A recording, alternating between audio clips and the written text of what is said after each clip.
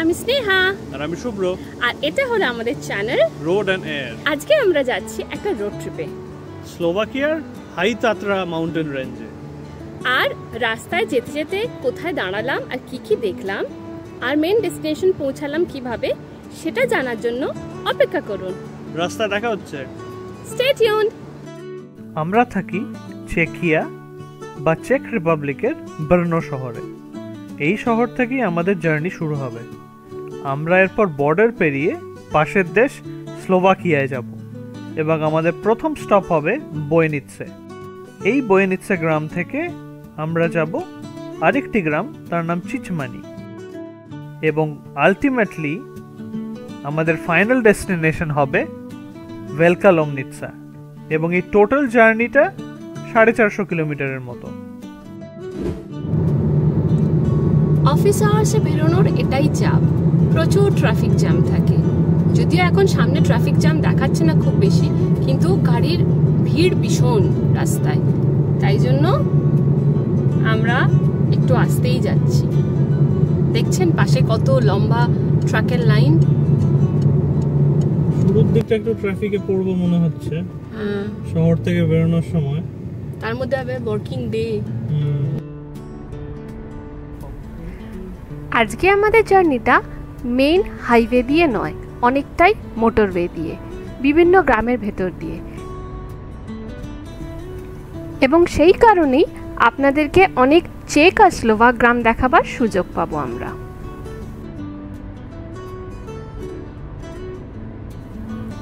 যদিও এখন গরমকাল, রাস্তার ধারে গাছগুলো দেখলে কিন্তু বোঝা যাচ্ছে যে অটম আসছে, কারণ গাছের পাতাগুলো ফেড হতে শুরু করেছে।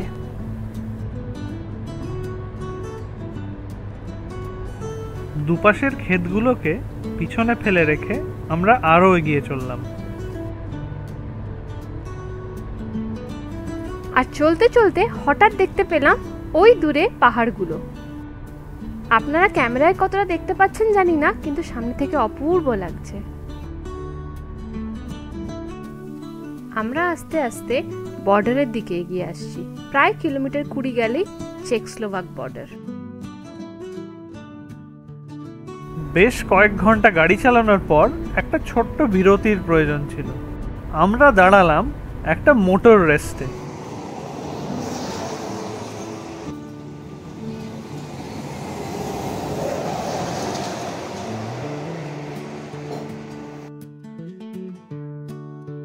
শুভ্র নিল ওর ফেভারিট এসপ্রেসো লুঙ্গো। স্নেহা এখন অরেঞ্জ জুস খাচ্ছে।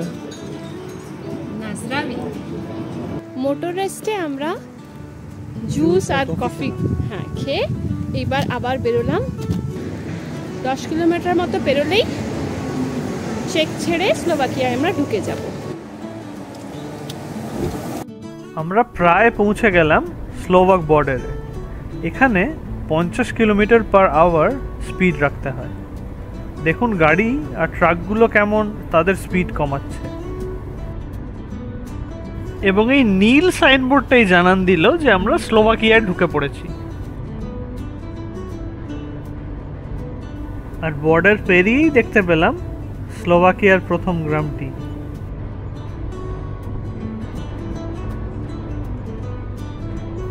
মাঠঘাট আর বাড়িঘর দেখে কিন্তু বোঝারই উপায় নেই এটা স্লোভাকিয়া না চেক রিপাবলিক। 1993 সাল অবধি কিন্তু এই দুটি একটিই দেশ ছিল।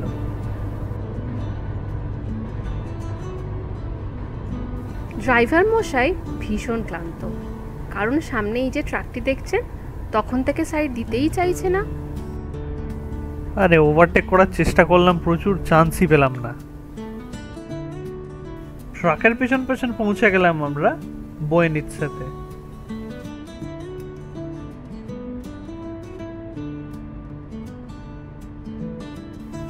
দূরে কিছু কি দেখতে পাচ্ছেন আপনারা? ওটাই কিন্তু এই শহরের মেন অ্যাট্রাকশন। এবার নিশ্চয়ই পাচ্ছেন।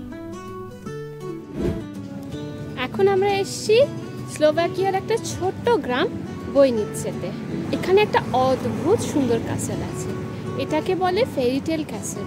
এখানে নাকি অনেক মুভিও হয়েছে, তো সেই ক্যাসেলটাই দেখাতে নিয়ে যাচ্ছি। চলুন দেখাই আপনাদেরকে। বয়নিৎসে গ্রামটি প্রায় 900 বছর পুরনো। দেখেই নিশ্চয়ই বোঝা যাচ্ছে কেন এটাকে ডিজনি বা ফেয়ারিটেল কাসল বলা হয়। মিডিভাল এই কাসলটি 1200 শতকের।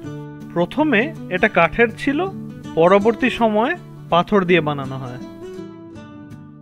কাসলটিকে ঘিরে রয়েছে একটি কাসল পার্ক, একটা বটানিক্যাল গার্ডেন আর একটা জু।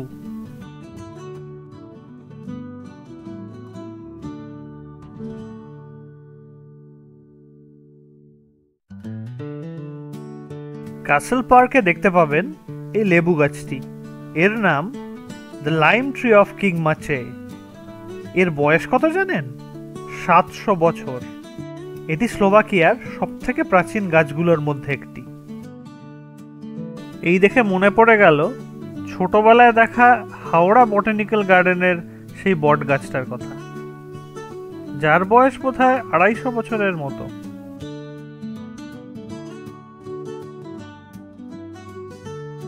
কাসলের পাশ দিয়ে হাঁটতে হাঁটতে হঠাৎই পৌঁছে গেলাম এই অসাধারণ ভিউ পয়েন্টে।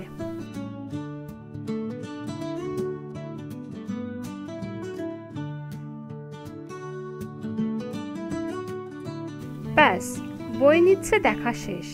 এবার আস্তে আস্তে আমরা চিচমানির দিকে এগোতে থাকলাম। আর আধ ঘন্টা ড্রাইভ করেই পৌঁছে গেলাম। এখন আমরা এসেছি স্লোভাকিয়ার একটা ছোট্ট গ্রাম চিচমানিতে। এই গ্রামটা ইউনেস্কো হেরিটেজ সাইট। 13th সেঞ্চুরির এই গ্রামটি একটি ওপেন মিউজিয়াম। প্রত্যেকটি বাড়ি কোনো না কোনোভাবে স্লোভাক কালচারকে প্রিজার্ভ করেছে।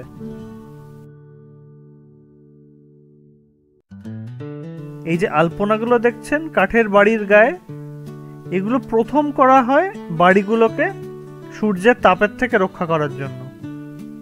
পরে এগুলো স্লোভাক কালচারের একটা পার্টি হয়ে যায়। এই প্যাটার্নগুলো আপনারা দেখতে পাবেন এখনকার স্লোভাক এমব্রয়ডারিতে বা ট্র্যাডিশনাল জামা কাপড়ে। এছাড়াও এই গ্রামে প্রিজার্ভ করা হয়েছে স্লোভাক ফোক মিউজিক আর ডান্স, এবং এই সব কারণের জন্যই এটি স্থান পেয়েছে ইউনেস্কো ওয়ার্ল্ড হেরিটেজ সাইট লিস্টে।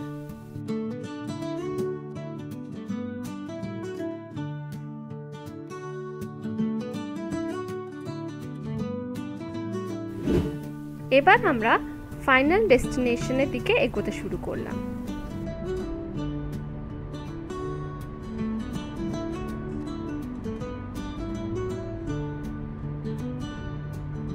আর পথে দেখতে পেলাম আরো অনেক গ্রাম, শহর আর অসংখ্য চার্চ।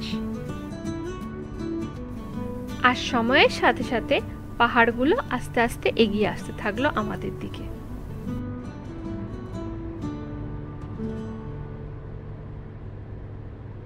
ফাইনালি গ্রামের রাস্তা ছেড়ে হাইওয়ে পেলাম।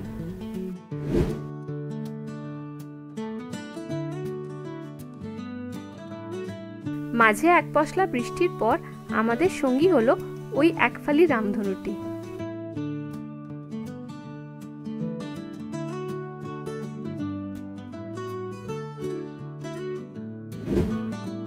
সূর্য ঢলার সাথে সাথেই আমাদের ডেস্টিনেশনও হাতের নাগালে চলে এলো।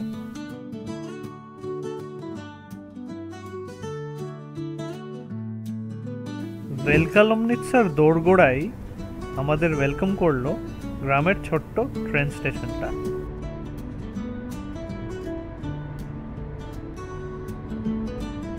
আর পরের বাঁকেই ঢুকে পড়লাম আমাদের অ্যাপার্টমেন্ট কমপ্লেক্সে।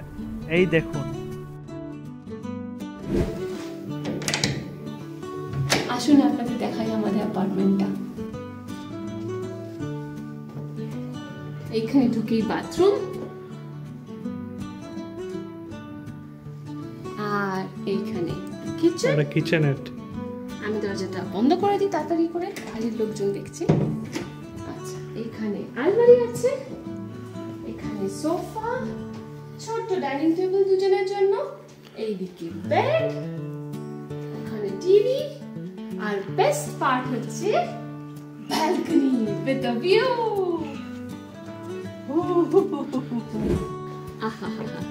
এই ভিউ দেখে দেখে দিন শুরু আর শেষ করতে কি যে ভালো লাগবে। শুভ্র, কিছু বলতে চাস? কথা বেরোচ্ছে না।